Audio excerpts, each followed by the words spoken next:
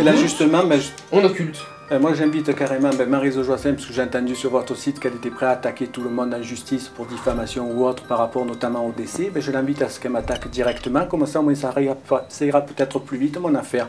Et au moins les preuves iront directement au civil ou au pénal. Et c'est assez surprenant parce que si depuis 2 ans, si j'étais fou effectivement ou autre, ou vraiment diffamatoire, pourquoi un avocat vraiment aussi performant n'a fait aucune démarche contre moi? Mais je l'invite à le faire, Marie-Zo Joassin, je vous invite à m'attaquer en justice, comme ça ira plus vite, et comme ça on ira plus vite à la Cour européenne des droits de l'homme, puisque vous voulez y aller, on va y aller ensemble de suite, main dans la main. Moi j'aimerais avoir plus de détails. Attends, je vais te mettre le micro pour qu'on puisse t'entendre un peu. En fait, moi j'aimerais avoir plus de détails sur les enveloppes de propagande, parce que vous revenez là-dessus. Donc en fait, à quoi elles servent ces enveloppes? Donc, elles servent justement... Attendez, on va vous remettre le micro. Voilà, ces enveloppes de propagande, justement, comme le code électoral et la circulaire du ministère de l'Intérieur l'obligent, servent à contrôler justement... Je vais le tenir. À contrôler justement le motif de non-distribution, puisque donc à chaque élection, il y a les professions de foi de chaque candidat qui sont envoyées par la préfecture ou la sous-préfecture. Tous les non distribués pour n'habitent pas l'adresse indiquée ou décédés remis par la poste doivent faire l'objet d'une enquête administrative, puisque le jour des élections, les électeurs ont la possibilité de récupérer leur carte d'électeur non distribuée sous simple présentation d'une carte d'identité. Bonjour, j'ai pas eu ma carte, il la récupère. Seulement s'il la récupère et qu'ils ne sont plus électeurs dans la commune, l'enveloppe de propagande fait l'objet justement en retour d'une enquête administrative. Et la mairie est chargée de vérifier si la personne, si elle a déménagé, on lui remet la bonne adresse, si elle est propriétaire, on lui met l'adresse hors commune, et si elle est décédée ou si elle n'habite plus et qu'elle n'a plus de rattache à la commune, ils sont radiés d'office. Les enveloppes de propagande servent à ça. Donc 13 000 qui sont jetés à la poubelle, au présidentiel, autant aux législatives, et des zones d'ombre sur les autres. J'invite la délégation spéciale à aller contrôler le service des élections, puisque les archives doivent être conservées 5 ans, de manière à voir pourquoi ces enveloppes de propagande ne font pas l'objet d'enquête pour justement renforcer la sincérité de l'établissement des listes électorales. Mais pourquoi elles ont été détruites alors? Pourquoi est-ce qu'elles ont été détruites?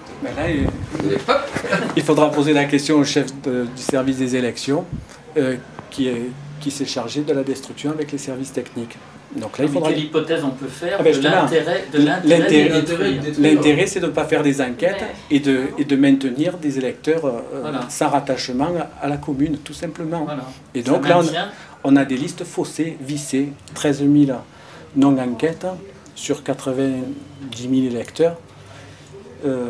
Rien que ça, avec les décès paradiés, si ça ne touche pas la sincérité du scrutin, c'est sûr, c'est bien comme muté du service des élections, j'ai plus rien à y faire. Juste là, pendant qu'on changeait les cassettes, tu demandais à Raymond de réexpliquer sur les triangulaires ça peut jouer, parce que c'est ça qui est un peu... C'est ça qui est intéressant de savoir. Donc le fait de paradier les électeurs par rapport aux enveloppes de propagande électorale fait rehausser le nombre d'inscrits. Et plus le nombre d'inscrits est haut, plus ça augmentera la barre pour se présenter au deuxième tour. Bon, quand même, aux législatives, c'est 12,5% des inscrits, et au municipal, c'est 10% des inscrits, ou 5% pour pouvoir fusionner. Donc si la barre est haute de 1000 électeurs en plus, ça fait 100 voix de plus, et ainsi de suite. Donc là, s'il y a 7000 électeurs en plus, ça fait 700, ça fait rehausser le quota.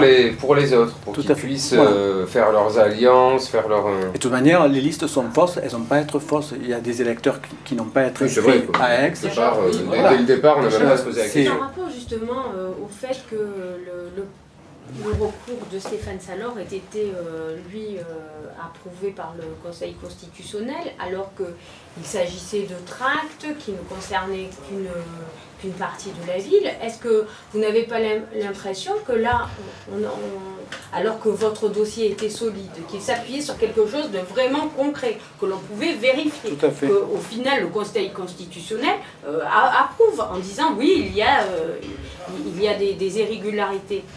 Les élections ne sont pas cassées, et les élections, le recours de M. Salor qui se base sur un tract diffamatoire et des propos diffamatoires, lui, fait annuler les élections.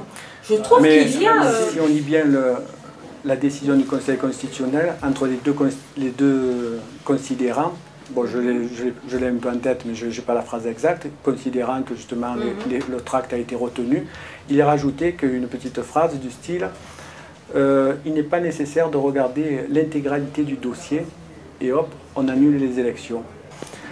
Si justement le Conseil d'État avait poussé à fond justement toutes les pièces du dossier, je pense que Marie-José Joissains aurait été inéligible. Et c'est super chaud ce que tu dis quand même. Je le dis. Est-ce que le Conseil d'État, est-ce que tu sous-entends que le Conseil d'État s'est arrêté là en faisant dès le départ, c'est un dossier pourri, on le met de côté? Non, après les motivations, je ne les connais pas maintenant. Ils ont dit hop, on a l'annulation. D'accord, donc on arrête, c'est pas la peine d'aller plus loin. T'aurais aimé Moi, j'aurais aimé plus loin pour dire ok, là il y a ça, ils avaient les éléments, mais il y a aussi une... Puisque moi j'ai fait un recours au mois de juin 2007, un an avant en disant attention, les listes ne sont pas révisées. Si les listes ne sont pas révisées, toute élection faite sur des listes non révisées sont annulées de plein droit.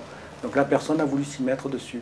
Pourquoi? Ben, là, il faudra leur poser la question à eux. Mais moi, je ne suis pas mécontent qu'il y ait cette phrase sans qu'il soit nécessaire de regarder toutes les pièces du dossier.